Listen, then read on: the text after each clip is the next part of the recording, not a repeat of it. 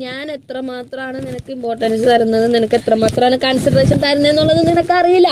നിനക്ക് ആകപ്പാടെ അറിയാവുന്നത് ഗബ്രി ഗബ്രി ഗബ്രി ഗബ്രി ആ ഒരു ചിന്ത മാത്രമേ നിനക്കുള്ളൂ ജാസ്മിൻ. നീ നിന്നെ പറ്റി നിനക്കൊരു വേറെ ഒരു രീതിയിലും നിനക്ക് ഒരു ചിന്തയില്ല, മനസ്സിലാവുണ്ടോ?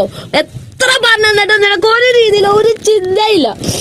ഓക്കെ, അതെനിക്ക് നീ എന്ത് പറഞ്ഞു? ഗബ്രി ഗബ്രി ഗബ്രി ഗബ്രി ഗബ്രി എന്നുള്ള ചിന്ത ഉറപ്പായും ഗബ്രി എന്നുള്ള അവൻ ഇവിടുന്ന് പോകുമ്പോ റസ്മിനെ ഇന്നലെ എനിക്കൊരു വിഷമം വന്നിട്ട് ഞാൻ ഇങ്ങനെ മനസ്സിൽ ചിന്തിക്കുവോ, എനിക്ക് ആരുമില്ല.